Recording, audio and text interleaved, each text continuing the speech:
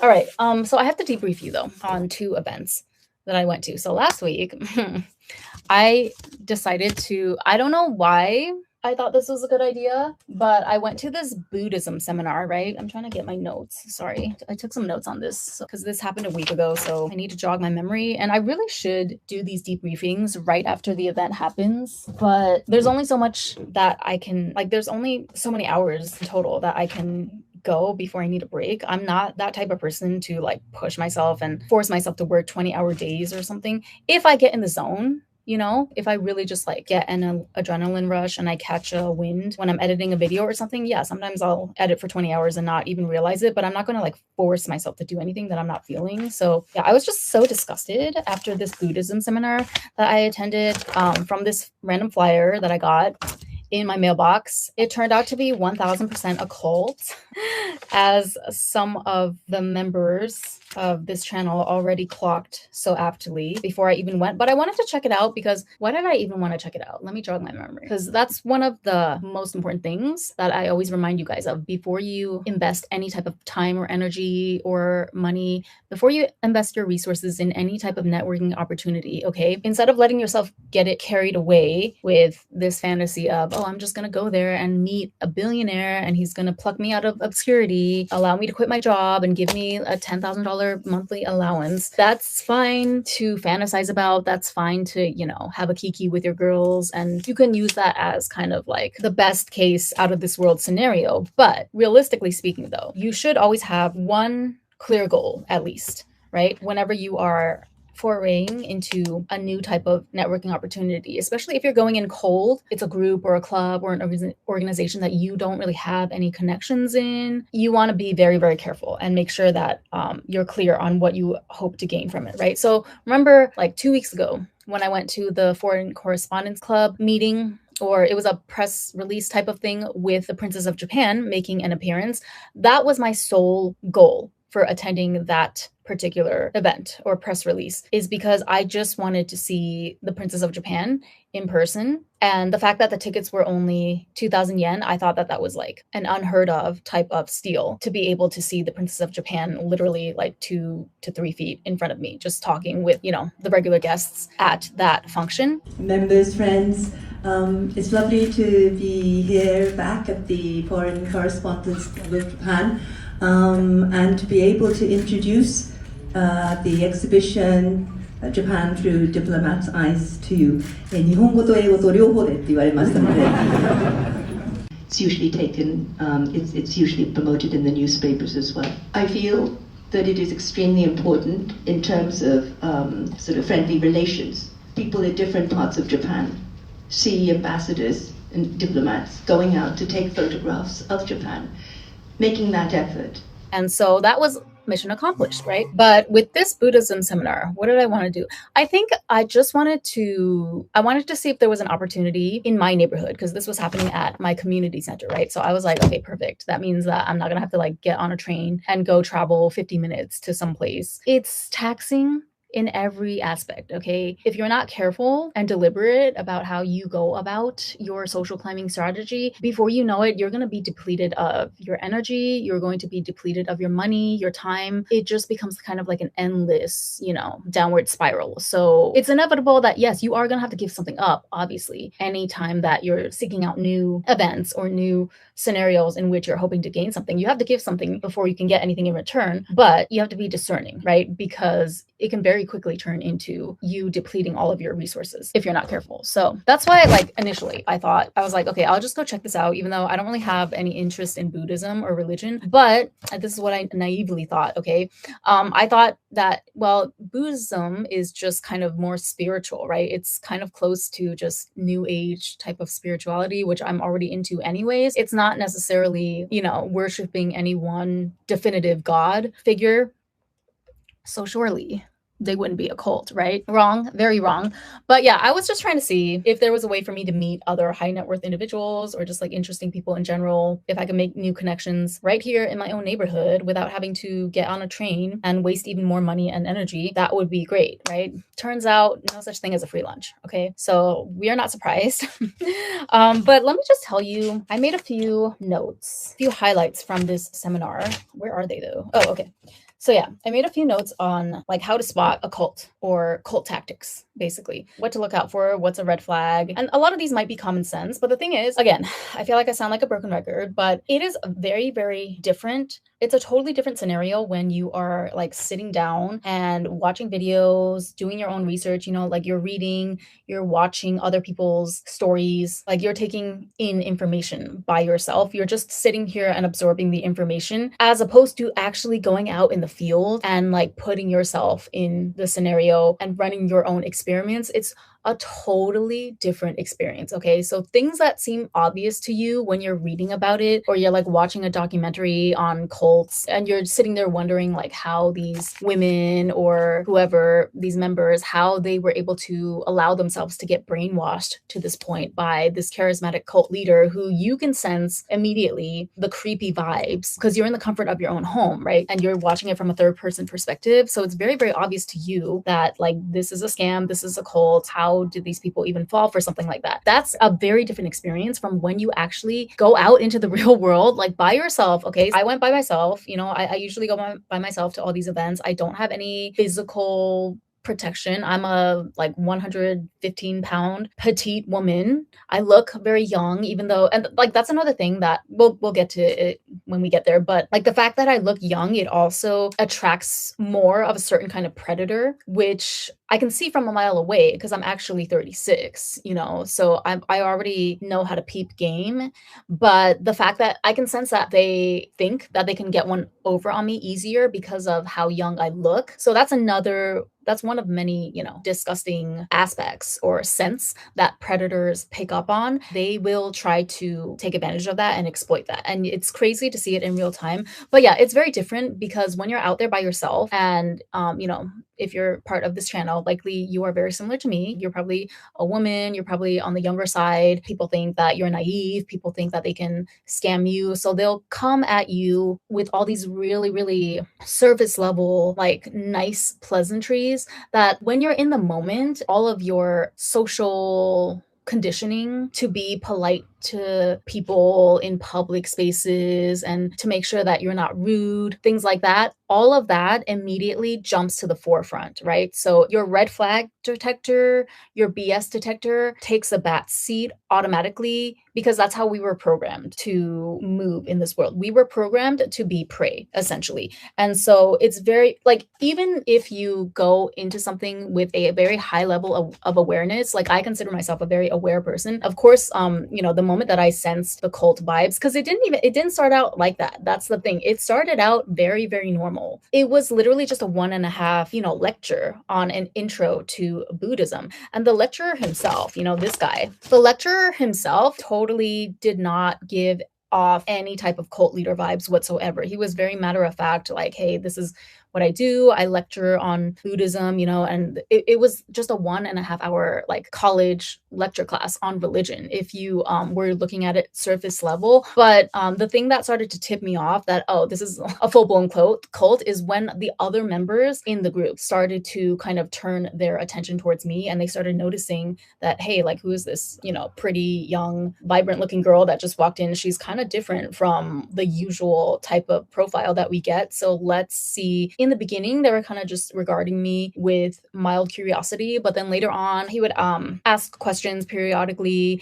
throughout the lecture and have people kind of participate in just a classroom style way, right? Like, oh, I don't even remember. There was a lot of old style Japanese phrases that he would explain to us in like everyday modern day terms. So like while he was explaining them, I could understand, but thinking back, I can't really remember anything because it was just a lot of information. It was a lecture, right? But yeah, it's like those kinds of, when you put yourself in the actual field, I knew that obviously like I wasn't going to be recruited into a cult no matter what. There's no way that would ever happen, even though like they ended up kind of basically trying to corner me. They exchanged line account information with me. Obviously, I blocked them immediately as soon as I got home. But the thing is, like, there were things that when I reviewed the event later on in the comfort and safety of my own home, I know that like none of them could even text me, right? After we had all parted ways. And they tried to like very, very subtly ask about where I lived. It was already enough for me. Like the fact that I live in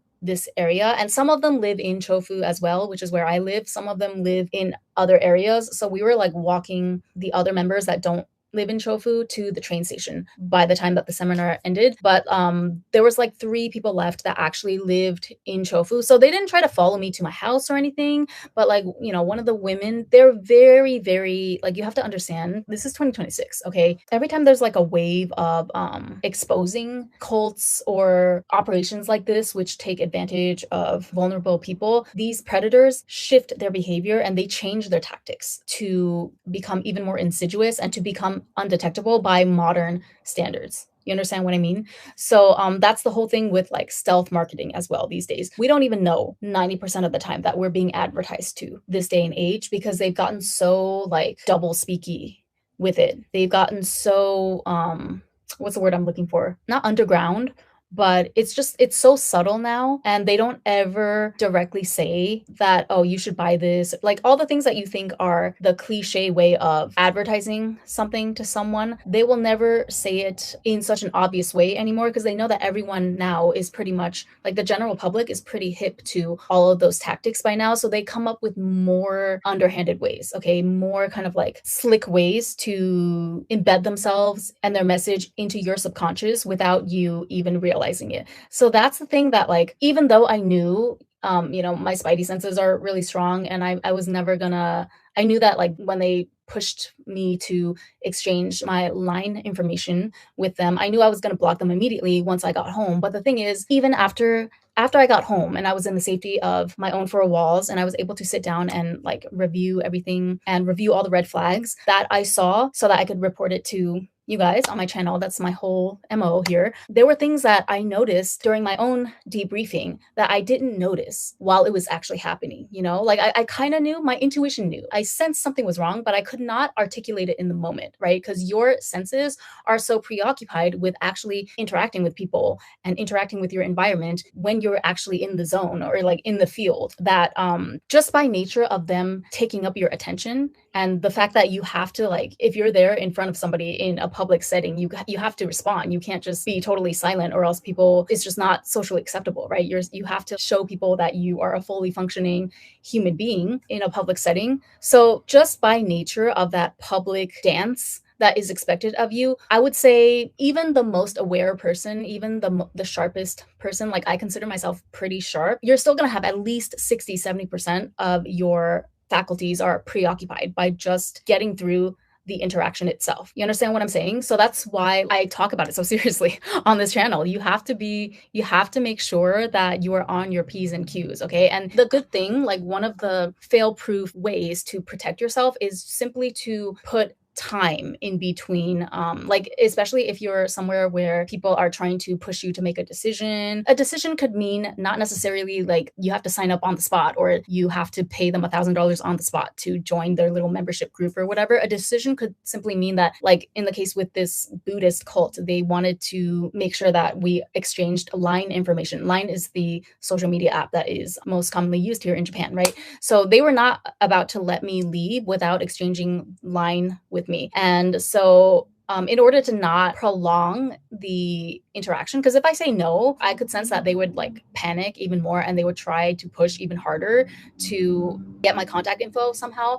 But so in the moment, usually, and this happens with guys as well, right? If you're a girl, you probably unfortunately have had the experience of a guy approaching you in public and wanting to exchange numbers or whatever with you, and you probably just do it in the moment to ensure your own safety for the time being, because it's better to just say yes and like not risk any type of retaliation or any negative reaction on the part of the guy. It's better to say yes in the moment and then just block him later. So when in doubt, when you feel like something's wrong or your spidey senses, like don't make any rushed decisions is what I'm trying to say. A good tactic for you is always to put as much space and time in between you and like your next decision with regards to the group or the new people that you meet. Put as much time in between as possible. That will allow you time to kind of like regroup, look over everything again with a critical eye. And also, if the person is genuine, if the people or the organization is actually genuine in the sense that like they're not out to necessarily take advantage of you. Every organization and every individual is looking to gain something from an interaction with another individual. That's just human nature. But there is a malicious way to go about that, and there's like a proper good faith way to go about that, right? So if an organization is operating in good faith, they're not going to push you either, right? They will give you all the time that you need to make an informed decision that is right for you, because they understand that they want the energy exchange to be something that is pure and that's actually agreed upon by both parties. Organizations that operate in good faith, they want to make sure that, everyone is basically getting what they expect out of the exchange. Nobody's like pulling the wool over someone else's eyes. That's called deceit, deceptive tactics. Organizations and people, brands, companies, whatever, what have you, that are actually like, they're clear in their mission statement and they are clear about what value they bring to the table. They don't have to engage in any type of deceptive tactics or like cult recruitment tactics to gain power or to gain momentum or to gain your energy, like extract your energy for their own pendulum. That reminds me too. Sorry, this is going to be all over the place because, as you know, I have no freaking time to organize my lives, but I wanted to quickly explain. I think some of you already are familiar with this concept, but this is one of the, I don't want to say cult classic manifestation books out there called Reality Transurfing. It's basically like a framework for how reality and manifestation works. It's like a very, very robust, very useful framework, like a very interesting new way to look at how reality works. It's by Vadim Zeeland. I forgot what country he's from, but originally it was not in English. This is translated into English. And basically one of the core concepts that he introduces through this book is the idea of pendulums. So a pendulum, he spends several chapters explaining what pendulums are and how they operate. So it's not something that you can really sum up in just a few sentences, but I'm just going to try in my own words, because I feel like, that's the whole point of reading and absorbing information for yourself. It's not just so that you can like be there and research to no end. You're supposed to integrate the information into yourself, take your own interpretation of it. You have to do the work, ladies. It might not be, nobody is expecting you to do manual labor per se, the way that men are expected in this world, but you have to do your own version of work. And for us, like I would say that, for mostly, I guess, like feminine identified women, which I would consider myself, or if you feel comfortable and natural operating in your feminine energy more so than your masculine energy, which is the case for most biologically born women, then your work really is cut out for you in the energetic realm. Okay. And that's another reason like why, even though I don't have a lot of physical defenses, right? Like I'm not particularly strong. People often look at me and they assume that I'm like the most unthreatening type of woman out there because I'm like East Asian. So you know how people think of Asian women in this world in general. It just is what it is. Like I'm not here to, I'm not crying victim about it or anything, but in that sense, I look like I'm not protected, right? So I make sure that I'm protected physically by providing for myself, like making sure I have a roof over my head and things like that, and making sure that I'm not out with unscrupulous people past 10 p.m. or that I'm not alone with them. I'm always in a public place with them. But the domain that you really do have, I think, a lot of leeway in, and that you should maximize your own self-protection, is the energetic domain. Don't underestimate the power of like protecting yourself energetically, and a huge part of that is arming yourself with knowledge. Okay. So that's what we're trying to do in a lot of my lives. I'm trying to push you. Like, I get it. I totally understand. And I totally sympathize with how exhausted we all are just trying to survive in this modern world. I totally understand the whole, I want to turn my brain off. Like, I'm just a girl. If I could just find a man to take care of me, let him lead. I just want to be with him 24/7 so that I can turn my brain off. Trust me, I get it. And I've been there. Okay. And I don't think it's a bad thing. If you have a good man in your life, a provider, then yes, take advantage of that when you're with him. Make sure when you're with him, if you feel like you can trust him, he's a real man that takes care of business. He's not one of these like little boys out here that actually secretly want to be the princess in the relationship. Then yes, lean on your man or, whatever male figure in your life to fulfill that role. But it's 2026, so we are not like under the covering of a man 24/7, right? You still have your own life. You go out and do things by yourself. You want to travel and have your own experiences and things like that. So in those situations, you cannot afford to not equip yourself to your highest ability, energetically and intellectually speaking, okay? Because like most of the time, there's only so far we can go in terms of the physical protection aspect. Like, okay, what can we even do? Carry mace, pepper spray? Is that really gonna help all that much when you're in a precarious situation? Like, I remember there was this one SNL skit a while back where they were showing, it was like making fun of or parodying those female self-defense videos. I don't know if it was SNL or Mad TV, but you know how like when we were in schools and they showed us in PE class or something how to protect yourself as a woman, right? Like if somebody, I don't know, comes from behind you and puts their hands over your eyes, you're supposed to like take a pen and stick it up their nose or something. Or like if a guy is attacking you, they're like, yeah, make sure that you go for his balls, find a sharp object and like jam it into that area. There was a comedy show that basically parodied how such advice would play out in real life. And basically in every single case, the man would still somehow like overpower the woman because duh, men are stronger than us. And plus, in order for those things to work, like grabbing the pen and being able to stick it up a guy's nose and disarm him long enough for you to get away, you would have to have all of your faculties about you. You would have to be like very sharp with your five senses, which is usually not the case when you've been blindsided like that, right? Like, can you just imagine if you were attacked by a random stranger or a man? You can't call for help or oh my god. Sorry, the local Bosozoku is at it again. I'm gonna get them arrested. Like, I don't care. Call me Karen. I'm gonna find a way to get these people arrested. They're a menace to this neighborhood. But yeah, so SNL or Mad TV was basically showing how like every time they were showing like the realistic scenario of women using these BS little self-defense techniques. And in every single case, the man like overpowered her anyway. So by the end, the gag, like the whole punchline was that the final solution or the only true solution that they could come up with was for the woman to be carrying around a shotgun in her purse.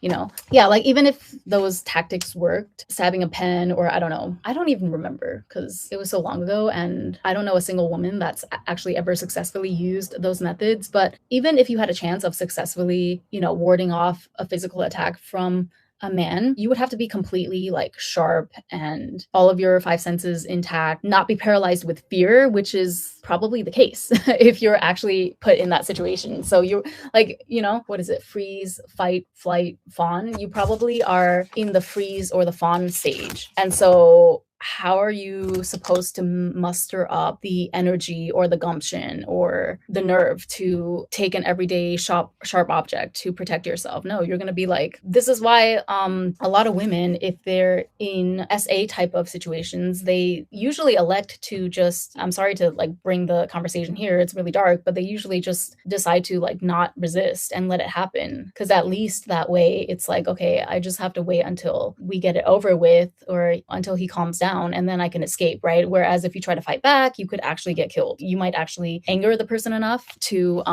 be even more violent. But anyway, so this Buddhist seminar cult, okay, let me just look at, I want to get through this one really fast because this actually pissed me off. Like by the end, I was just so disgusted by how, so I didn't care about the members at all. They can't do nothing to me. They cannot reach me whatsoever, not mentally, not physically. If I ever see them, like if we're like walking around in the neighborhood and we happen to bump into each other and they happen to recognize me, I will call the police. They cannot get to me. So it's not these people in particular, like their attempts were pathetic and they would never be able to pull one over on me. But just the fact that like, it was just such a stark reminder that, wow, there are actually people out here like this that are total predators. I don't even know what your MO could be. Like what could possibly motivate you to sink to this level of just like sniffing around for vulnerable people, like vulnerable young women to prey on? Are you that desperate? Like, is your life so dark and depressive that you're that desperate for any type of light and you don't care how you get it? You don't care that you would be literally sucking the life force out of like a young woman that didn't do anything to you. She has her whole life ahead of you. You know, this is how they perceive me, right? Because they probably thought I was in my 20s. And there was another girl too that was actually my age at the seminar. So we'll get to her. But it was just so like, the more I thought about it when I got home, the more disgusted I was. It it really kind of triggered me in a way. I'm not gonna lie. Like, again, these people themselves, I don't see them as a threat. They can't do anything to me. I'll call the police on them so fast if I ever see them around my neighborhood. But just the idea that, like, if it wasn't me though, if it wasn't someone like me who is so self-confident and self-validating, I don't let anyone, like, I don't play about my boundaries whatsoever, especially with strangers. I'm not easily seduced by flattery or people just being nice to me, fawning over me. And even I like missed a couple things during the interaction while it was actually happening. I had to like sit down for a couple hours and debrief and go over things. As I was debriefing, I realized that, oh my God, they tried to use this and that tactic that I didn't even notice. I didn't even clock in the moment that they were using. I felt something was wrong the whole time, but like I couldn't articulate it until afterwards when I was like by myself in the safety of my own home. And yeah, the whole thing just like pissed me off about the state of the world. I mean, talk about, I guess it's timely, you know, because we're living in a post-Epstein file world. This is not even on that level. You know, I don't even think this cult necessarily is out for money. Although I mean, obviously I didn't get deep enough to be privy to that conversation. I only, you know, attended this one little introductory seminar. I'm sure maybe if I got in deeper, they would start to demand more money. But I have a feeling that like, it doesn't seem to be about money to me. It seems to be more just about like pure energy extraction. This particular cult is almost like even more eerie than an organization that is just out to get your money. Because at least with the money thing, I mean, you know, that just depends on whether or not you have the money. This is why like certain organizations, they target or they cater to richer clientele, high net worth individuals. Case in point, the Dubai real estate seminar that I just did a shift on Friday for. So we'll get into that later too. I don't know if we're gonna make it to that debriefing tonight, but I'll try my best. So I feel like at least with money, there's a way if one of your biggest goals as a pendulum, like an organization is a pendulum. So, oh, I didn't give you guys the definition of a pendulum yet. Okay, let me just finish this thought first and then I'll give you my definition of a pendulum in the context of reality transfer surfing. Yeah, I feel like if an organization is out to extract like money as a major resource from its members, there's still a way to do that ethically, right? You just target high net worth individuals, people that have the money to spare. They're not going to, like, it's not a loss to them. You know, you're not really infringing on or taking away their ability to survive from day to day if they're already someone that's wealthy. As long as you provide a service or you provide a space, you curate, you know, an experience with your group that they believe is worth the money that they're paying in membership fees and whatnot, then I feel like that's a fair exchange. But this Buddhist cult, I got the feeling that it was not about money. It's more just about like they wanted my energy. It was a very, very dark vibes. I'm not even gonna lie. It felt like they wanted to feed on my light and my energy. And that was like so disgusting to me when I realized that that's the crux of what it was. That I was like, okay, it's something that like it's a rabbit hole that I don't want to go down any deeper. And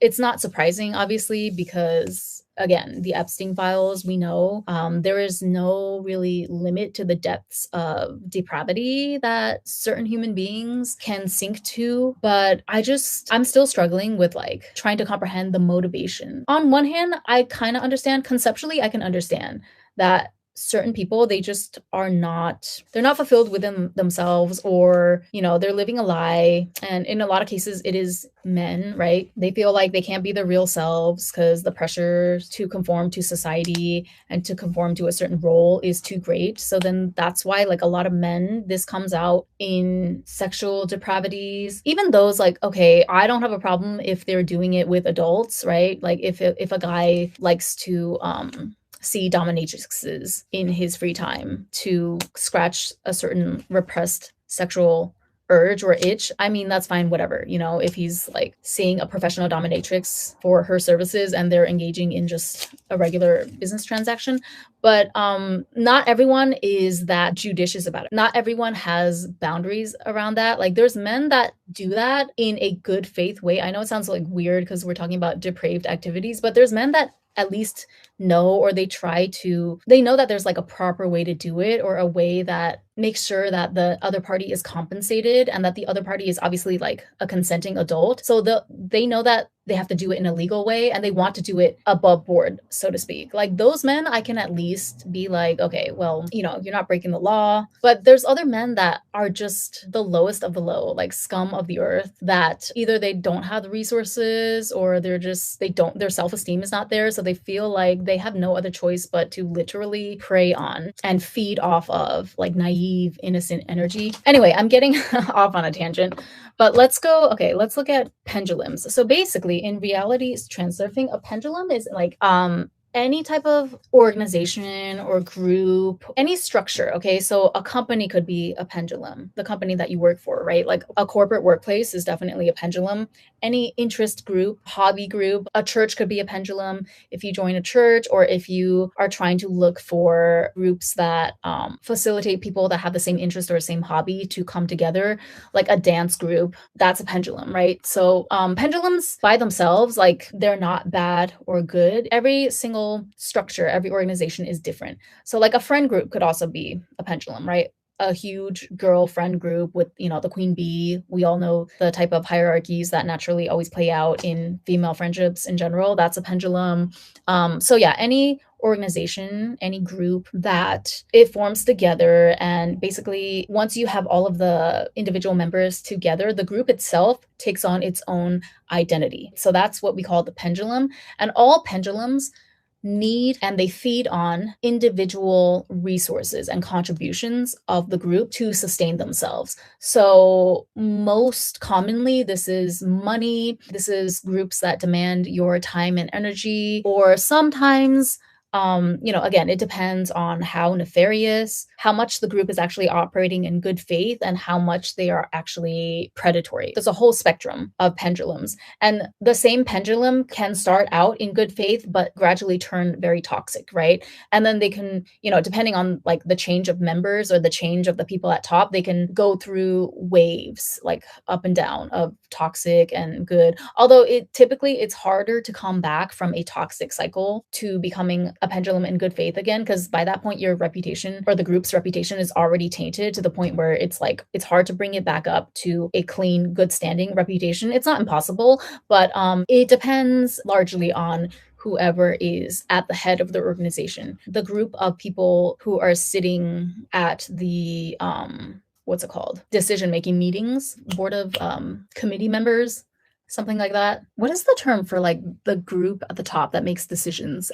Yeah, board of directors or trustees is usually what they call it, right? So anything like beauty pageants, the company that you work for, even influencers as well. Like in a way, my channel is also a pendulum. I mean, it's just me, one person, but I talk about certain issues and I do certain deep dives on this channel, trying to help certain young women that are looking for information on how to navigate modern life as a single girl, how to social climb, how to improve your social standing, how to protect yourself from energetic attacks and energy vampires out there in the real world. The people that are attracted to and seeking out that information, they come to my channel. So we have kind of a pendulum here, right? I believe that I'm operating in good faith because I'm not trying to sell you overpriced courses or coaching or anything like that, but I do have a membership, right? So the ones that want like more in-depth deep dives or more like personal anecdotes from me, they can join my membership. And also at the end of the day, even without my membership, you are investing your time into watching my channel. And you're also like, if you interact with me in the comments or in the chat, then that's another type of energetic investment, right? So that's what a pendulum does. The key is not to avoid any pendulums, because that's just like, you can't survive as an island unto yourself in this society. And plus humans are social creatures. So, unless you are just fabulously wealthy and you're a trust fund baby or something, yeah, you're likely not going to be able to opt out of participating in certain pendulums in everyday life. But the key to making things work for you is choosing the correct pendulums to engage with, okay? And knowing when to cut your ties with a pendulum when it is either no longer serving you or when the pendulum starts to become detrimental to you, okay? It starts to decrease your quality of life somehow, or it causes you emotional distress. Once that type of energy shift comes with your relationship to any particular pendulum, then it's time to start thinking about either an exit strategy or a pivot to a different pendulum that is more beneficial to you. So that's what we're trying to get to the bottom of in this channel. And I don't really think, I mean, this is a pretty easy concept. I don't think we necessarily need a visual aid for it, but you guys seem to love the charts and it helps me out too to draw it out like this. Let's just take a look at, classic Venn diagram. So you want to make sure that when you are out there selecting a pendulum to get involved in, whether it's a job or a social networking group or like a members club, etc. Not a cult, okay? Let's avoid the cults, but I still have to go through the red flags that I saw throughout my interactions with these cult members. Remind me of that if I don't get to it, but let me explain this diagram first. So every pendulum that's outside of you, right? Or outside of your immediate vicinity and family structure, even your own family though, a lot of times people's relatives, people's immediate families turn out to be pendulums that deplete their resources. And that's why a lot of people, if they want to ascend to the next level, they end up sadly having to at least temporarily cut off ties with certain family members until they can, make the transformation or the metamorphosis that they have to undergo, because they're not going to be able to do it with certain family members still weighing them down and constantly reminding them of their old identity and things like that. But yeah, so every pendulum that is outside of you is looking out to gain and extract energy, value, etc., extract resources from members or anyone that comes in contact with them for themselves to sustain themselves. That's how the pendulum is sustained, right? A group or an organization cannot exist and it cannot continue its activities unless its members continue to show up for the events, pay for their membership fees, etc. So this is common sense, I know, but a lot of times, especially young women, when you are unseasoned in this type of, like when you are green and you don't have a lot of experience and you go out into the world bright-eyed and bushy-tailed, you fail to understand this dynamic, or like you fail to grasp the concept that every single pendulum out here is looking to extract value and resources and energy. They're looking to extract your energy in particular, okay, if you come close enough into their orbit to maintain themselves. Essentially, a lot of girls, because we're socialized to be very accommodating and to be very giving, a lot of times we're not warned about protecting ourselves from energy extraction from outside pendulums without getting like an equal amount of value in exchange. Do you understand what I'm saying? Like a lot of women, especially young women, they learn too late, or by the time they're already within the clutches of a bad faith pendulum, sometimes in extreme cases a cult, that's when they realize that, oh my God, I was duped, I was bamboozled. They seduced me to join this group or this cult or whatever with all these promises of validation or giving me a social group, like a built-in social network, all these, whatever you are looking for. And like whatever you feel like you're missing and that you need to acquire in life, these pendulums know very well how to use that to seduce you and suck you in, right? And it's not to say that, again, not all of them are in bad faith. The ones that operate in good faith, they will make it very clear the value exchange that you guys can provide to each other, and they will want to make sure that you are on board with that and that you understand what is expected of you, but also what you can expect to gain in concrete terms from them. But the good ones are, I'm sorry to say, in my experience, the good faith pendulums are far and few between. Most pendulums out here are predatory. A lot of that has to do with patriarchy as a structural system. And yeah, basically, as your big sis, as someone who's been there, done that, okay, based on personal experience, I have put myself in situations. I have deliberately gone out and interacted with many different types of pendulums, and I'm going to continue my activities for as long as I can on this channel. Based on what I have learned, it's better to start out, like before you go looking for any type of event or group to join to further your social climbing activities, it's better to do your research first, make sure that whatever you are about to walk into, there's going to be some sort of mutual benefit for both you and the organization or the other pendulum. So another pendulum could just simply be another individual as well, by the way. Let's say you meet another girl at your work. You guys are coworkers and you're around the same age. So naturally you feel like, oh, maybe we should be friends. Not so fast, okay? Make sure that you assess first whether or not your friendship, you engaging with this individual, is it going to bring more value to you or is it going to bring more value to them? Because like if you are a person that acts in good faith, you don't want it to skew too far in either direction. You want to make sure that you're only engaging in activities or in an energy exchange with a pendulum in a situation where both of you are reaping the benefits from each other. You're reaping an equal amount of benefits from each other. It's an equal exchange. Okay. That's anything like if you're operating too much over here to where the only thing that you do when you interact with other people is to try and take, then you kind of veer into scammer territory. So this is where I would honestly, I'm just gonna say it because like I don't care.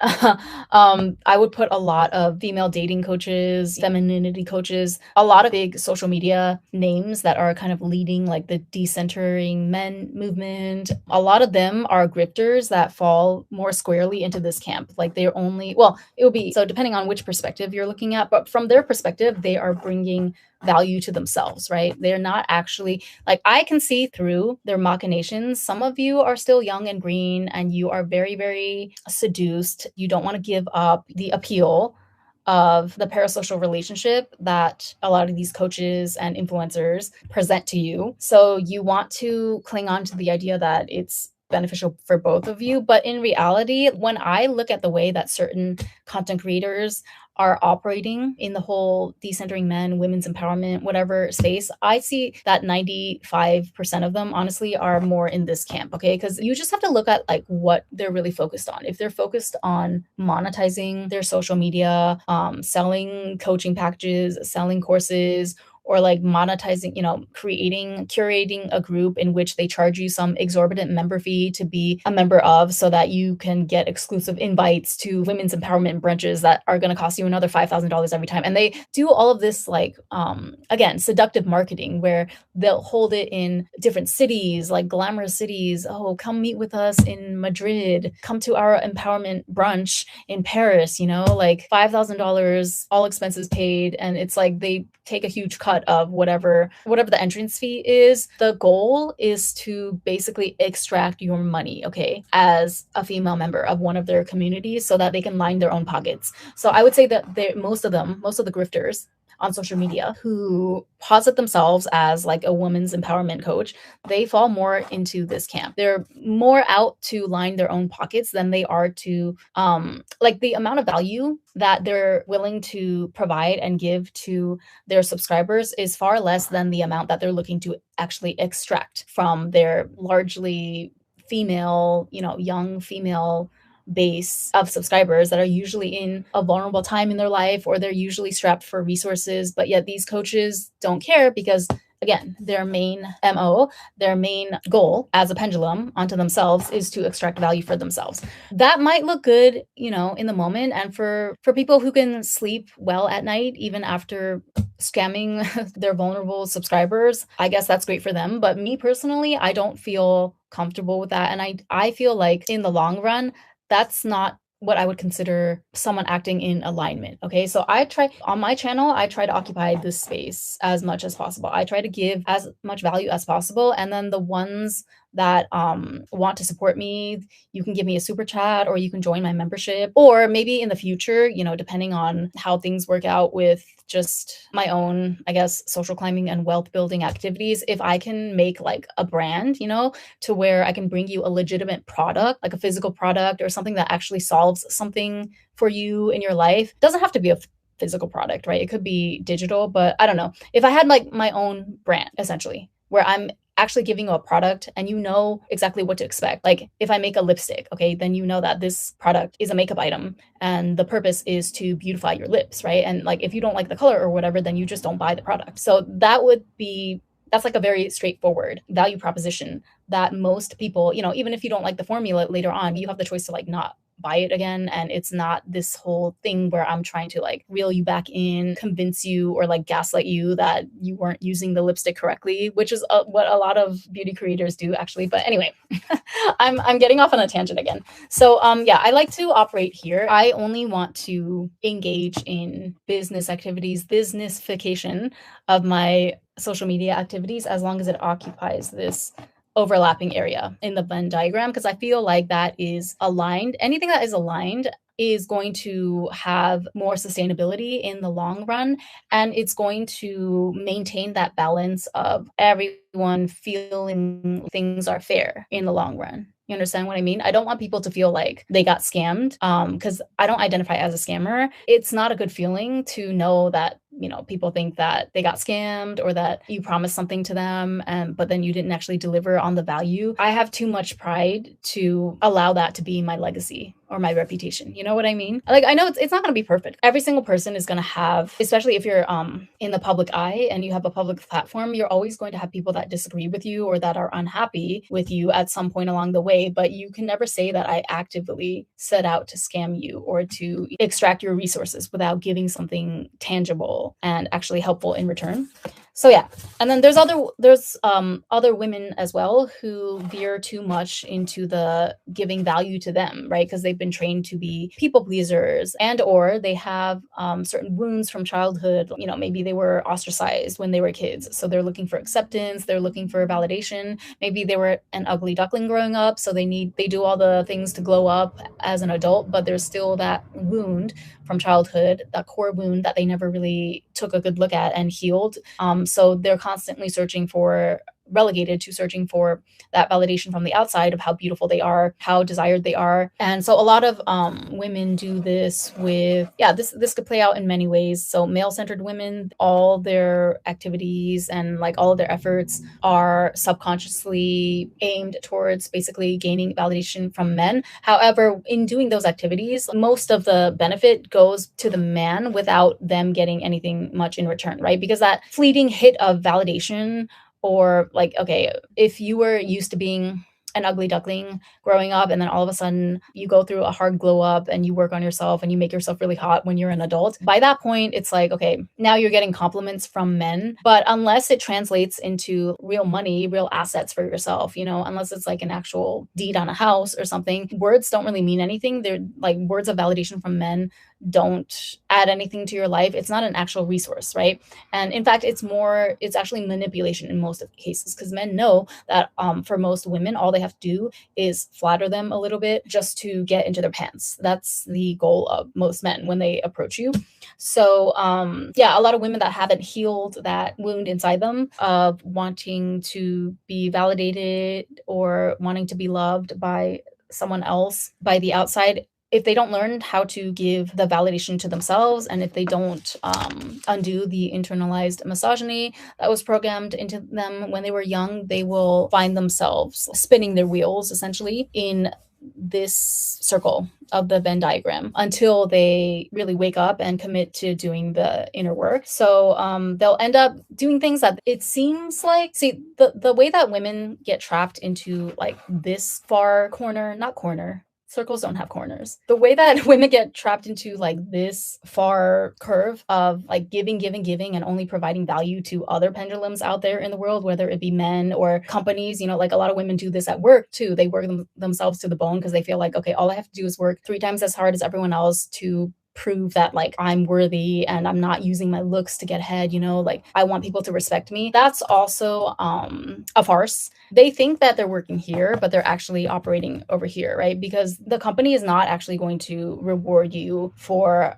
working hard. They're only going to reward you with more hard work and less recognition. In order for you to actually get the compensation that you deserve, whether it be energetically or monetarily, which is a huge one, since we live in the 3D world. We're living in a material world, so I am a material girl. Like, we need money to survive, so money is actually a huge one that you want to make sure that you're being compensated fairly with. But in some cases, it's also definitely just energy and I don't know, like just good vibes in general. But in order to make sure that you're actually being compensated equally in return for whatever you're giving out to any given pendulum, the reality of the matter is that you have to take that into your own hands as a woman, and it's going to feel like you are being selfish at first, because we are programmed so heavily when we're little girls to set our default at being a people pleaser and not trying to rock the boat, being the peacemaker or the mediator in whatever group. But that's not how we should actually operate, though. That's brainwashing from the patriarchy to make sure that we're always, like, anything that we do in our lives, it's always going to skew more towards giving value to them, right? Every single pendulum out there, aside from the one that we're cultivating for ourselves. So you have to consciously go out into the world with an agenda of your own to extract energy and resources, okay, from other pendulums to feed your own pendulum, if that makes sense. And it's tricky to do, because you don't want to, if you are like me and you're really trying to work through your internalized misogyny, if you've made a vow that you want to make sure that you cause the least amount of harm to other women in the process, then yes, it's very tricky. And you have to be very, very diligent. What's the word I'm looking for? You have to be very deliberate about the strategy that you choose, if you want to make sure that you're doing it in a way that doesn't like hurt other women or hurt someone who is more disadvantaged than you in the process. So we're not saying that, like, I'm not saying that you have to do this, as we know, there's plenty of women that have no problem throwing other members of the female species under the bus in order to get themselves ahead. But I'm just saying that, like, for me personally, I can kind of extrapolate into the future that it's just not something that's going to be sustainable, because, like, hello, all of us are going to grow older one day. We're all going to be on the other side of, the sexual marketplace. What's it called? We're all going to be on the other side of the spectrum one day, right? Like, it's not to say that you don't have value if you constantly invest into yourself, invest into not only your body and your looks, but also like your intellect throughout your entire life, then you're going to have value for as long as you're alive. It doesn't matter, but still, it's going to be a different type of value that you provide to society as a 70-year-old woman as opposed to when you're 35, right? So I just see that, like, okay, if you want to take the shortcut, you don't care about throwing other women under the bus in your process of strengthening your own pendulum, then it's gonna likely come back to bite you in the ass when you're older. Because once you find yourself on the other side of the benefits, or I don't know, like once you find yourself in another quadrant of the beauty economics matrix, then you're going to wish, or, you're going to probably look back and regret the way that you did dirty some other women along your path to success, right? Because the same thing is going to get done to you probably. So anyway, I need to get through these red flags that I noticed in the people at the Buddhist cult seminar. Okay, so first of all, this cult, when I came home, I tried to research online. I Googled, like, what Buddhist cults are famous in Japan. And so there's one called Jodo Shinshu Buddhism, which Jodo Shinshu Buddhism is a certain strain, or it's just a certain school of Buddhism, to where, like, they have certain teachings that they follow. Yeah, this strain of Buddhism itself is not a cult, right? It's just a certain style, or it's like Protestant versus Catholic or something. So the branch of Jodo Shinshu itself is not a cult. However, there is a group called Shinrankai in Japan, which it does have a history of operating like a full-blown cult. So when I was back home from this seminar, I tried to look up this instructor. Like, I was researching, I was trying to find, does this group that I just joined the lecture for, do they have any connections whatsoever with Shinrankai? Because I had this feeling that, like, maybe it leads back to Shinrankai in the end, but they're probably being sneaky about it, because they know that, like, people, when they hear or when they see the word Shinrankai, everyone already knows, it's already in the public consciousness that is a cult. So this group, it calls themselves, like, okay, it says Shinrigaku and Bukkyo Workshop. So, like, psychology and Buddhism workshop is literally what they call them. And they gave me a stamp card, yes. So, like, if I wanted to go to some other lectures, I can get like a free personal lesson or something after 5 times, which fuck no, I'm not going to any other lectures. But they call themselves like the Psychology and Buddhism Workshop, right? But then so I looked up, I don't remember exactly what it was, but, like, I looked up, there's like a QR code. So I went to the website, and the name of the website is like, oh, okay, here it is. It's Ichikara Wakaru. Bukkyo Koza. So Buddhism workshop from level 1. So basically Buddhism one-on-one. And they're positioning themselves as like a lecture, right? Like a college type class. I'm a 38-year-old woman, single because standards were very picky now. The only one in the immediate circle that is not married. All the other women settled with a good enough guy, not financially strong yet. Yeah, I mean, I'm almost there with you, 36. Let's just keep working on our finances and our social circles, right? Let's keep fortifying the areas in our life that we do have control over. And as long as we're smart about it and we stay on top of our P's and Q's, continue to mobilize in spaces like these. This is what I'm trying to do as well on my channel, is to cultivate more of like a community. Then I think we can have strength in numbers, okay? And we can also put our collective minds together so that we don't, each of us individually doesn't have to like research everything from scratch. You know, hopefully if we can put our database of information and our experiences, things that we learned, red flags that we learned from our experiences together, then I hope that my channel can be like a good resource for women in our similar situation. Thanks for being here. Yeah, let me get through this Buddhism seminar debriefing. So I searched this phrase and I was like, does this Buddhism from level 1, does this have any connection to Shinrankai whatsoever? And it turns out it does. So it turns out that sometimes Shinrankai rebrands itself as this or various other, under various other titles to throw people off the scent that it's a cult, but it actually all leads back to Shinrankai. Okay, see, this is what they didn't bank on when I came into the seminar. Also the fact that like I cannot be recruited into a cult because I already have like a cultish obsession with my own interests anyway. Like I'm already obsessed with my cat and I'm obsessed with makeup.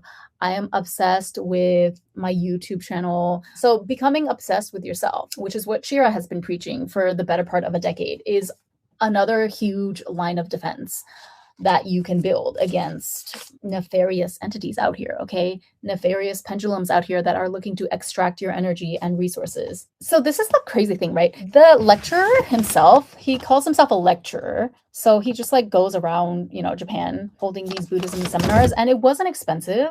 It was like 1,000 yen. Also, he offers like one-on-one coaching. He offers a package of like 6 lessons to where he can teach you Buddhism one-on-one, but it's only 6,000 yen for the entire package, which is like, again, nothing.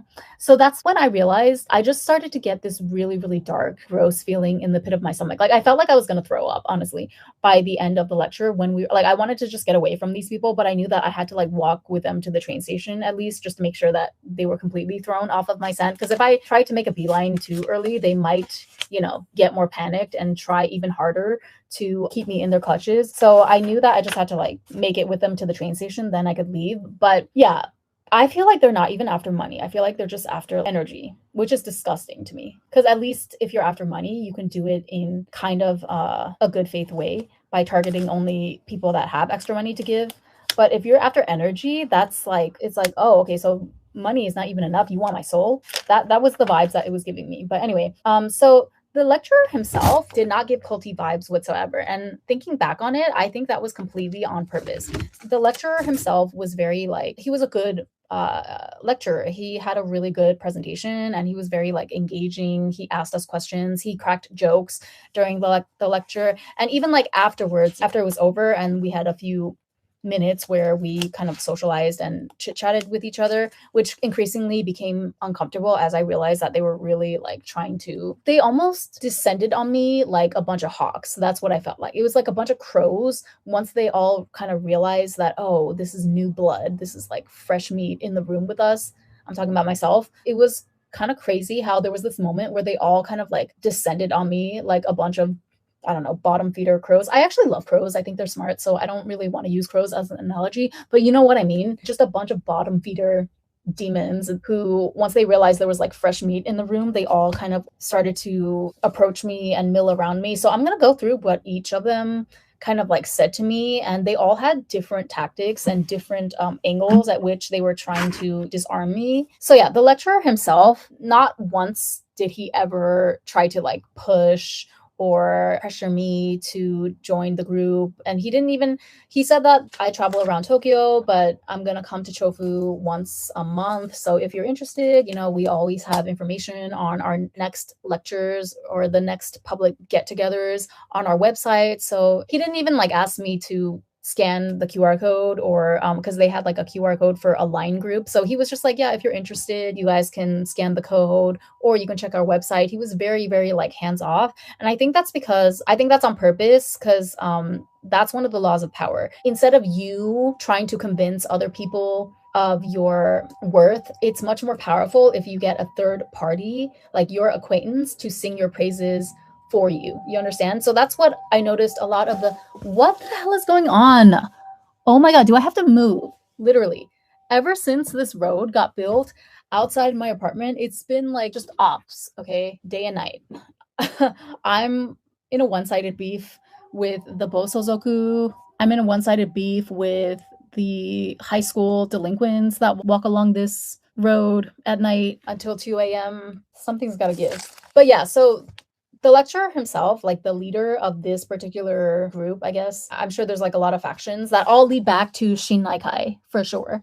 99% certain from what I researched. I think the fact that the other students in the seminar were the ones that eventually started to really like ramp up their efforts at trying to recruit me to make sure that I would attend future lectures and things like that. I think that was definitely on purpose to make it seem like it was legit, because it wasn't the lecturer or the leader himself trying to convince me. It was the students. So that gives more, I guess, like credence, not to me because I'm a pro at recognizing bullshit, but to people or like women or younger people that are not used to dealing with these types of manipulations, that would like lower their guard down more, because yeah, like instead of the leader himself, he has his existing students kind of like singing praises on his behalf of how great the workshop is. So that I noticed immediately. So there were two tables. There was like a couple of just really regular looking salaryman business guys.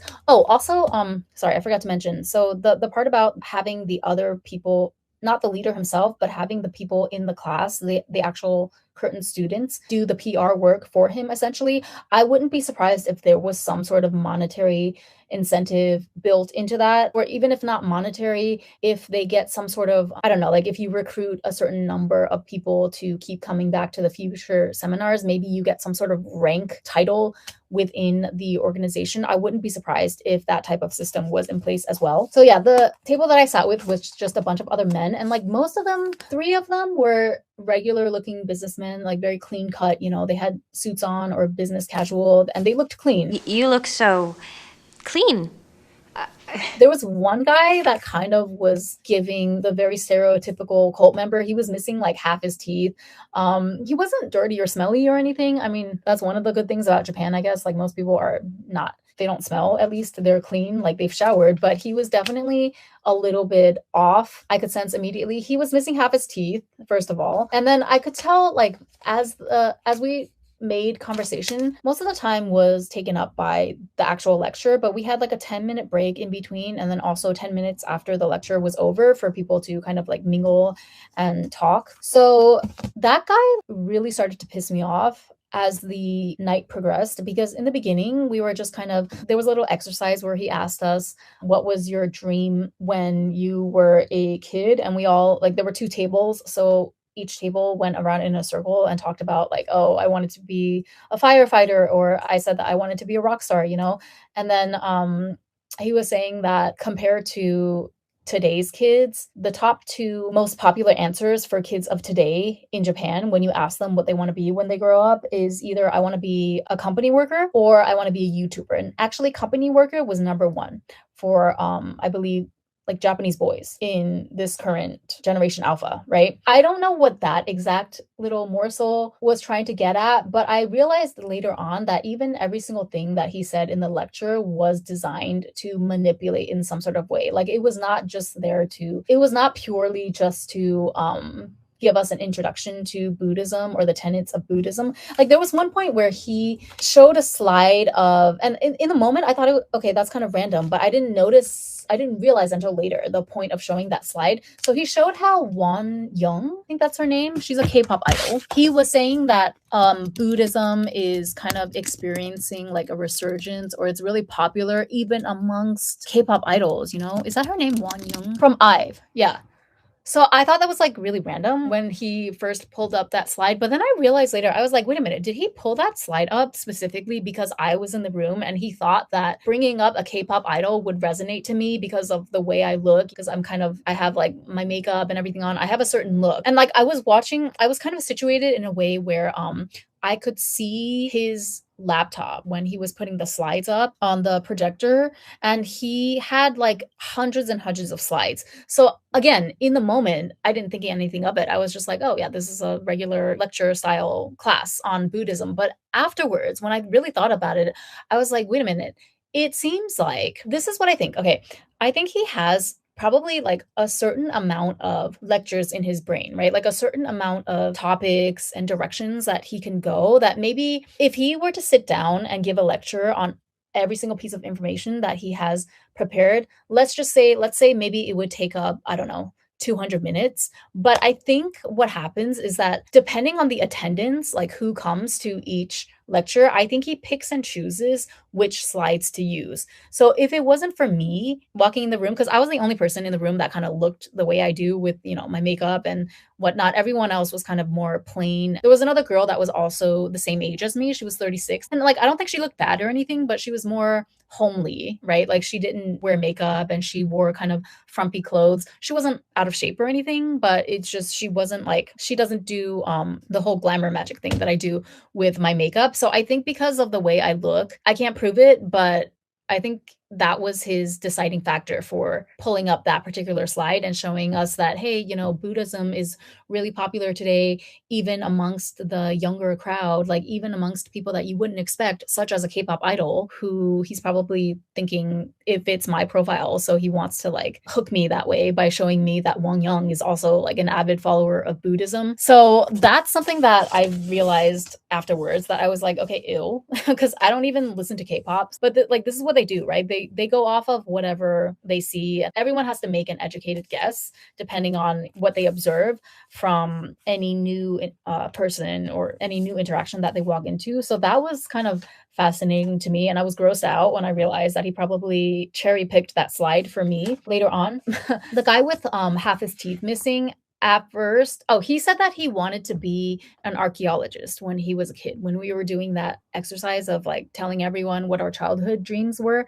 And then I was just, being nice and sociable. So I asked him, oh, have you ever been to Egypt? Because like I went to Egypt, and I show him pictures of me at the pyramids, and he was like, oh no, like I've never been. I would love to go, but I think he said something about how he never left the country. So I was like, oh, okay, never mind. I don't think that this is my crowd. But anyway, so then he started to really ramp up his talking to me later on when he saw, I don't know, maybe I shouldn't have been so friendly, but like, what was I supposed to do? We were all trapped in a room with each other in very close proximity. So I was just being my normal self. And he probably saw that I was friendly. So he thought that he could like go in for the kill. So then he started to really like grill me and ask me questions about, oh, so like, do you think you would be interested in Buddhism? Or like, what is your biggest challenge nowadays? Okay, one of the concepts that the lecturer talked about was this concept of conditional happiness versus unconditional happiness, right? So he was saying that like the cause of a lot of discontent in people in the modern day is they are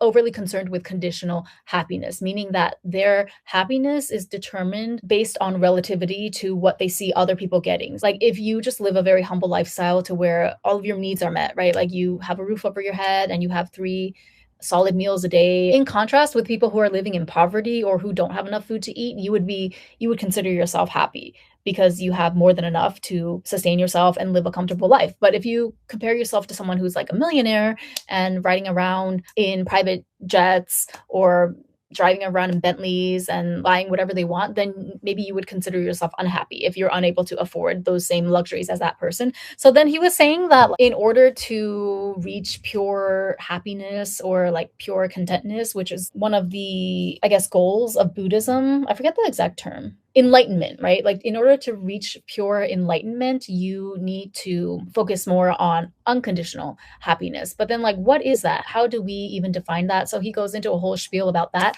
But then like later on, the lecturer was asking us to give feedback about, oh, what do you think about this? So then I was like, oh yeah, I thought it was interesting, contrast that you draw between these two concepts of conditional and unconditional happiness. I was just like, I was answering the lecturer and we were just having like an intellectual discussion, right? And I didn't sense any type of pressuring vibes from the lecturer. But then once the guy with the missing teeth saw that I like was answering and engaging positively, I guess, with the discussion. It's not because I'm susceptible to being recruited into a cult. It's just because like I'm a normally bright, outgoing, fun person. But like, damn, I guess I can't even do that anymore. I guess I have to be a complete bitch from now on to protect myself. So then, yeah, when he saw that I was like engaging in the conversation, he kind of like zoned in on me and started to interrogate me. He was like, "Oh, so yeah, do you feel like you're not happy, or do you feel like you want to escape the shackles of, I don't know, like this modern day conditional happiness race that we're all in, like this culture of keeping up with Joneses? Like, what do you feel about that?" And I was like, yeah, I mean, that I think that concept of unconditional happiness is interesting. Like, I would be interested in learning more about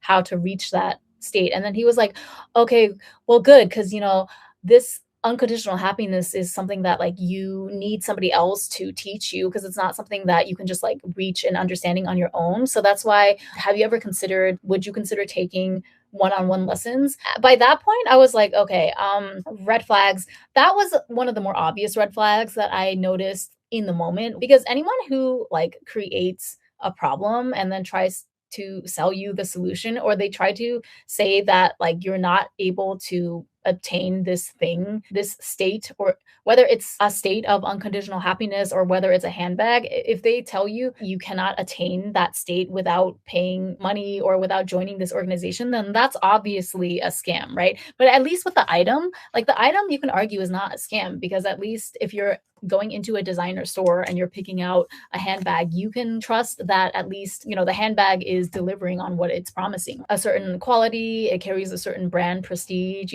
whether or not that's important to you. But let's say you want to flex a little bit and you want to buy a Chanel handbag, you can afford something that has like really good craftsmanship and whatever. Like, I would argue that at least that's straightforward about the value proposition that a handbag brings. But saying that you cannot reach a certain ambiguous state of unconditional happiness without having somebody else teach you, that's definitely a scam, okay? Because like, are you serious? I don't even define happiness as, I don't think of happiness as something that somebody else can teach you. That's an individual journey for each person, right? And not every person even agrees on the idea that the point or the purpose to life is to become happy. That was another thing that they said that I was like, okay, this is not a universal truth. They said that like the purpose of life, or the one shared goal that everyone has, is to reach happiness. I'm not sure, like maybe in English it translates more to enlightenment, but they use the word shiawase in Japanese, which means happiness if you translate it directly. But maybe like in the ancient texts, it's more alluding to the idea of enlightenment.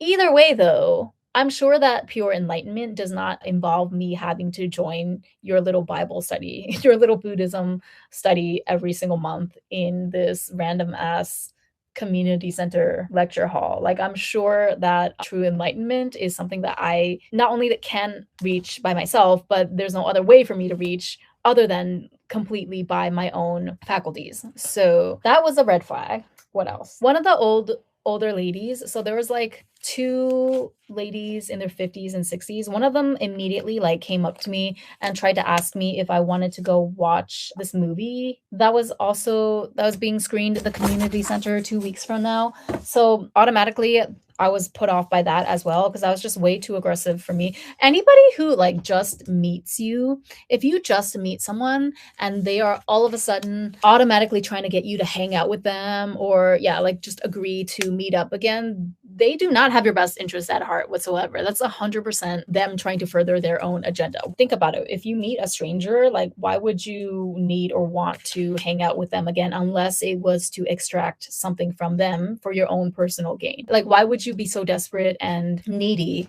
to try to lock down more of a stranger's time upon your first meeting? It's the same thing as like men who try to make sure that they try to like lock down the second date before the first one is over or something. Although, I mean, in some cases, okay, if it's done correctly, if they do it in a way that's paced really well. Like they're just trying to make sure that you're free in the coming 2 weeks because they really liked you and they want to express, they want to make it clear that they want to see you again. That's fine.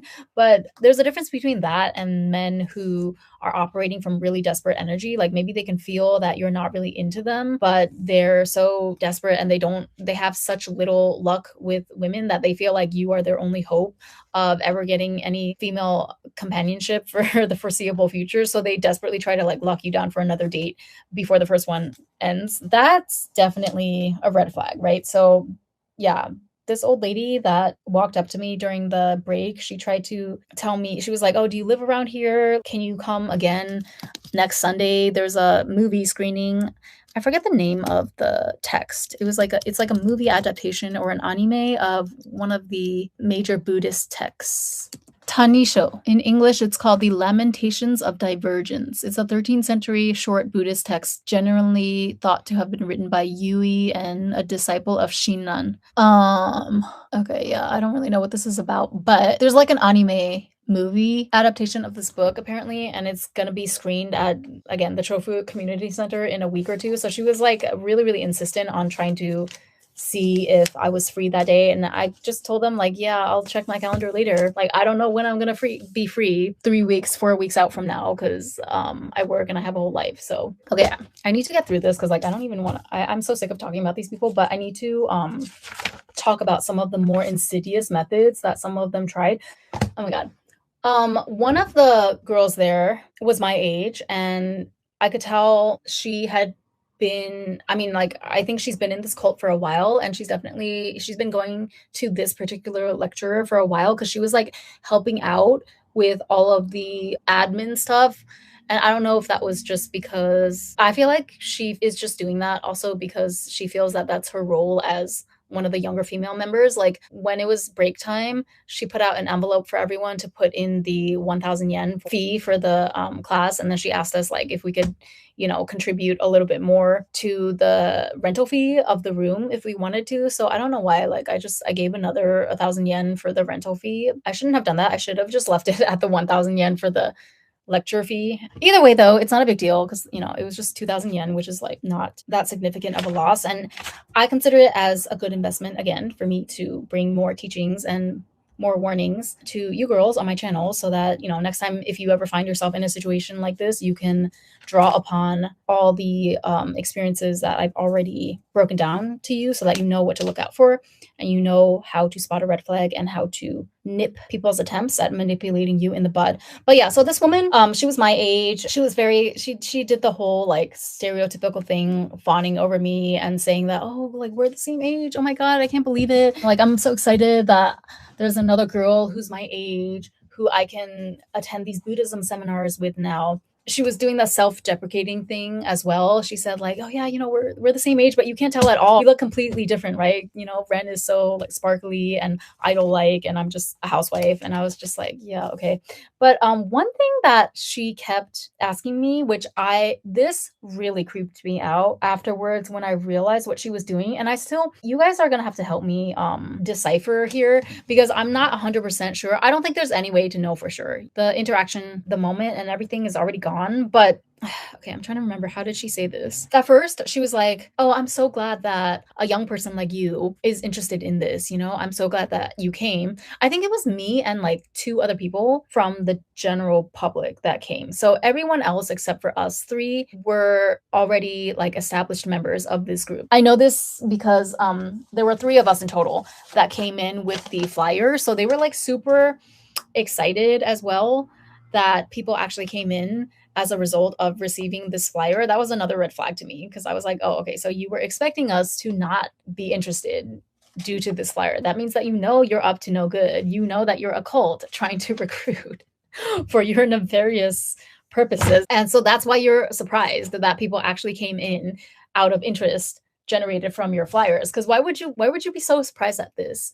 If you were actually doing something in good faith, wouldn't you be like, oh, great, our outreach methodology worked? But they were like really, really tickled that 3 people, not 1, not 2, but 3 whole people came in just by the flyer alone. So they were like, "Oh my god, it actually works, you know? That means so you guys live around Chofu?" Yeah, so then when she got to me, she was like, "Oh, you know, I'm so glad that like you're so young and you're interested in this." And I told her, I was like, "Oh, I'm not that young." She's like, "Oh my god, how old are you? Can I ask?" I was like, "I'm 36." She's like, "I'm 36 too, but wait, you're 36 this year?" And I was like, "What do you mean?" Like, "Yeah, I'm 36 right now." Like, you asked me how old I am and I said I'm 36. And then she repeated it like 2 or 3 times. She said, "Wait, this year though." And I was like, "Yeah, like right now." So I'm gonna turn 37 at some point, you know, in the summer, my birthday. I didn't This is what I love about me. I'm so like, I'm sorry.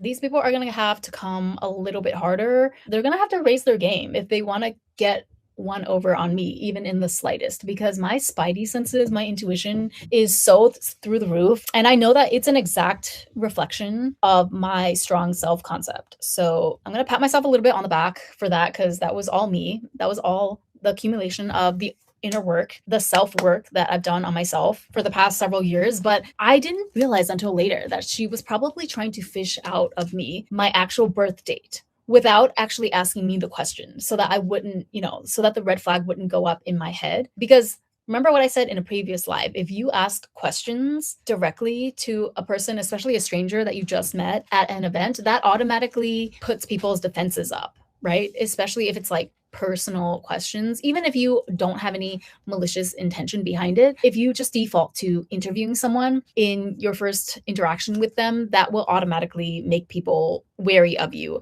and try to avoid you. So I think that this was her motive by asking me 2 or 3 times. Like when I told her I was 36, she kept asking me this year. And I was like, yeah, like right now. It reminded me of that meme, or like that TikTok trend that I see where, do you guys know what I'm talking about? Where it's like, I have one daughter. I understand, but is she from the same mother? Is she from the same father? I don't understand. That was like me. She kept saying, "Are you 36 this year?" I was like, "Yeah, right now I'm 36." Like, I don't understand. Isn't this how people normally answer the question of how old you are? But then I was like, right, so I'm 36 right now and I'm going to turn 37 in the coming months, but I didn't even tell her. I didn't tell her the date. So then she was like, "Oh, okay. Well, I'm 36 too." And yeah, later on, I realized that I can't prove it for sure. And I don't know for 100% certain, but I think she was trying to get me to say my birth date so that they could look up more information on me. They already have too much information on me, you know, for my own comfort. But at least at this point, at that point, it was only just, you know, like my first name and my email address. Cause I kind of, I shouldn't have done this either, but it said on the flyer to register through this QR code. So I registered. And they just asked a question of like, "Why are you interested in Buddhism?" So I answered it. But like now they have my email, which is not the end of the world because it's my burner email. But I think she was trying to get my birth date so that she could get more like concrete information on me. So yeah, I didn't tell her my birth date. I didn't even say that it was August. I just kept saying that, yeah, I'm 36 right now. I don't understand your line of questioning. Yeah, so that stuck out to me and it took me a while to decipher that one because that was so weird. That's a new one. I'll hand it to her. I've never encountered that particular tactic before. Very, very crafty. Very fucking scary, don't you think? Like if it wasn't me, okay? If it wasn't me with my Slytherin serpentine sharp ass mind, a lot of you girls would have freely given up your birthday, the actual date, with just not a thought in your mind. You would just be lollygagging around like, "Oh yeah," with your verbal diarrhea. So I sensed immediately that something was up with the way that she was trying to direct the age conversation. Then also, after the seminar was over and we were all walking, I should have just disappeared. Like some of the other people I saw that came by the flyer, and I think they were definitely just like not interested, so they kind of disappeared. But since everyone was kind of mobbing around me, like it was the 2 guys, the girl, and I think they could tell that I was like really put off by the guy with no teeth because he kept saying things. Okay, so that guy was really, really obvious with the way that he was trying to like pressure me to admit or agree that I was interested in Buddhism so that he could like suggest to me that I should really take this seminar seriously or take being a member of this group seriously. And he said something else. He was like, "Oh, Buddhism, like you have to think about how this is a universal truth, because Buddhism originated in India, but the thing is that we're sitting here in this seminar and we're learning about these concepts that originated in India, yet we are in Japan, but like you understood everything that's being said on a human level, right? So it proves that this is a universal human experience, blah, blah." And he was like, "Oh, wait, by the way, have you been to India before?" And I was like, "Oh, not yet. I haven't been to India yet." But he knew already from our previous conversation that I had been to Egypt, right? And I was showing them like photos of me in Egypt and in Dubai. So then he was like, "Oh, phew, good." I was scared. He was kind of like laughing with the other guy. He was like, "Oh my God, I was scared that you were going to say yes because what am I going to say if you already been to India?" Right. So that was weird as hell too, because I was like, why would it matter if I went to India unless you were trying to trick me, which you were. They were trying to trick me the entire time. They were trying to recruit me into this cult 1,000%. I was like, why would it be weird? Why would you be relieved that I didn't go to India? Because you're banking on me being naive about the world so that I'll buy into what you're saying, right? But then it's so like asinine, it's idiotic, because you already know that I'm way more well traveled than you. You already know that I've been to several other countries, at least Egypt and Dubai. So it doesn't even matter whether or not I've been to India. Like I have a much more worldly view than you have already. So the fact that like you still are trying to get one over on me is kind of hilarious. But at the end of the day though, here's the thing, right? That guy was like really starting to piss me off, and I started to kind of just ignore him and like avert my eyes from him. That's when the girl who was my age stepped in, right? And she was a lot more palatable to me because she's my age. She was bubbly. She was trying to like, make friends with me.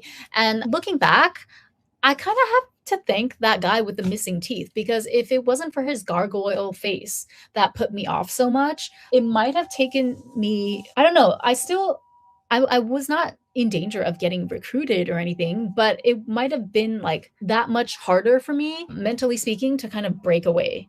You know what I'm saying? Because if he wasn't there, then all the other men there were like pretty clean cut businessmen, salarymen looking guys. And then there was the girl, right? And like the lecturer himself did not give me any creepy vibes whatsoever. So I feel like if the gargoyle guy with the missing teeth wasn't there, it would have been harder. It would have been even more stressful for me to try to get myself out of the situation in a tactful way, if that makes sense. Because then I would feel even more pressured to be accommodating to all these people that are actually really nice presenting, like they wear nice clothes and they're clean cut.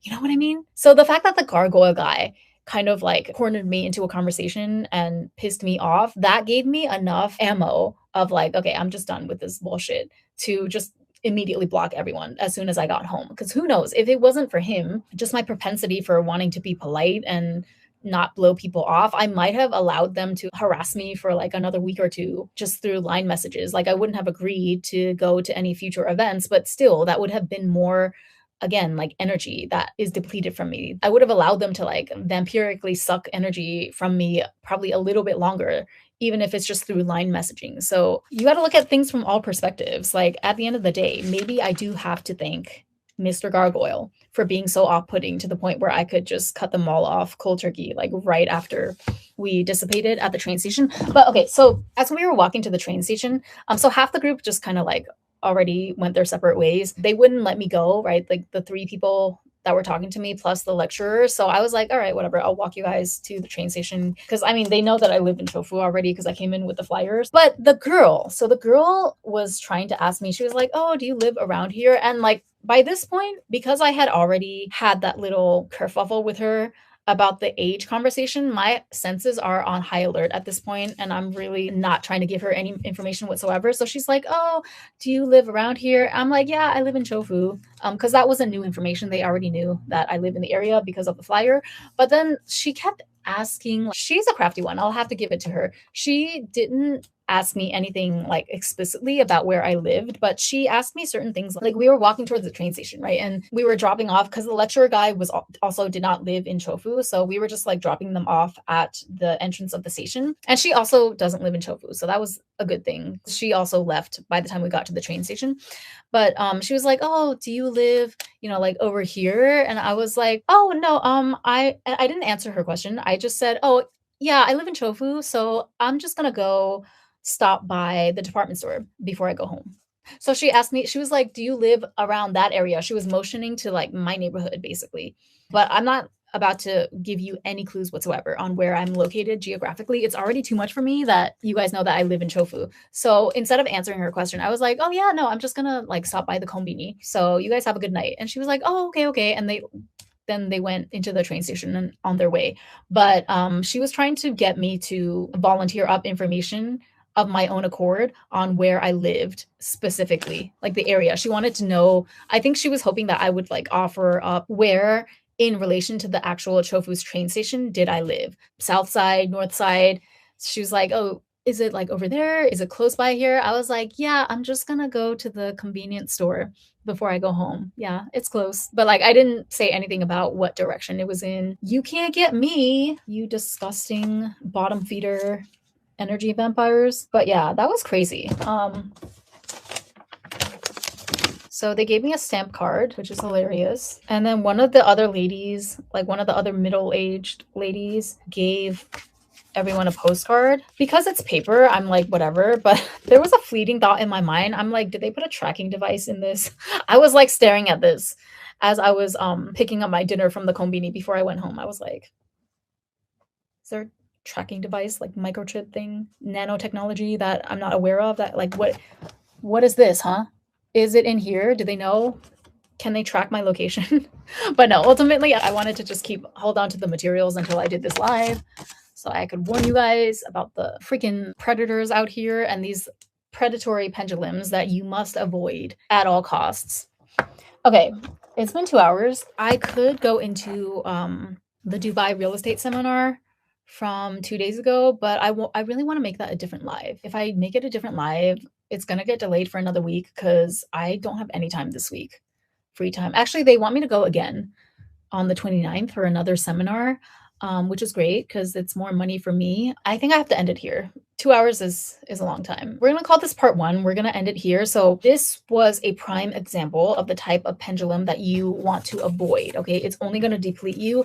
And especially if you're a woman that doesn't have a lot of resources, right? You don't have a strong community or a strong family structure. If you don't have savings or, a financial backup plan in the form of either an inheritance or a man that you're attached to, be very, very careful that you do not get roped into or sucked into pendulums that are largely out to only extract value and energy from you to further their own agenda. You want to make sure that you are looking for this sweet spot here, okay? You want to make sure that you only participate in events in which you can get compensated, at least at an equal amount as what you're putting in. As much as I bitched and moaned about Company E, was it? No, Company J, and Miss Piggy, right? I really didn't like Miss Piggy from the Japan branch of the Dubai real estate developer that attends a lot of these conferences. As much as I bitched about her, at least I walked away from my second gig at one of these seminars on Friday with the conviction and the knowing, like I know for sure now that these Dubai seminars occupy the sweet spot for me. Why? Because I get paid for participating in them. Okay. They pay me $200 or like 20,000 yen per day to be the receptionist, to give my labor and my help at these events. So I consider that a win for me because I get paid for it. Like I am expending my energy, I am expending my time, but I'm getting compensated with cold hard cash. And to me, that is an exchange that is working in good faith in my favor, regardless of whether or not certain individuals in the companies that are involved I don't gel with.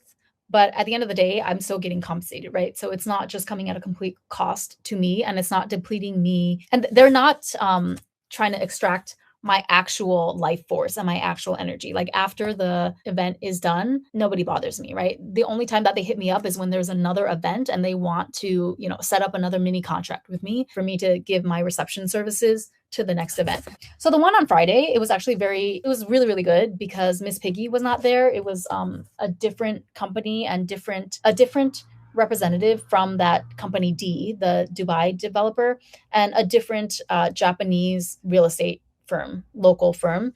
And the members from that firm were way more personable, friendlier to me than the ones from company J. But I do have other, like, I have some other really good takeaways that I gleaned from the networking event on Friday, and I'm excited to share them with you ladies. I might do just a pre-recorded video on that. But yeah, thanks for joining, and I'll catch you guys later. Don't let these cultists get their claws into you. Don't think that, like, just because you can sit at home in the comfort of your home or in the company of your friends, people that you feel safe around, and you have no problem talking shit in that environment, don't think that, like, you're immune when you walk into new environments with other people that are literally like hawks in disguise, looking at you like a fresh piece of meat that they want to feed on, whether it's spiritually or energetically or monetarily. Make sure you always equip yourself to the highest of your ability with protection. Don't think that you're exempt, okay, from preparing, your arms and your shields and armor for war. You absolutely have to prepare, okay? And don't get caught up in your ego and think that, oh, they can't get to me. They're not going to be able to pull the wool over my eyes. Like, no, that's your female ego speaking. Don't think that you're the exception, okay? Make sure that you do your due diligence and make sure that you protect yourself. At the end of the day, that's the only person that you can 100% count on to look out for yourself. It's great if you have people in your lives, if you have a partner or someone that you can rely on, that's great. That's a beautiful thing. But until then, or during the in-between phases where you're not attached at the hip to your partner or to a friend or something, which we all should have as sovereign women with our own lives and our own adventures and side quests that we're going on, you have to make sure that you're well armored physically to some extent. Although there's just like not much you can do physically unless it's common sense things like making sure that you're not walking down a dark alleyway in the middle of the night.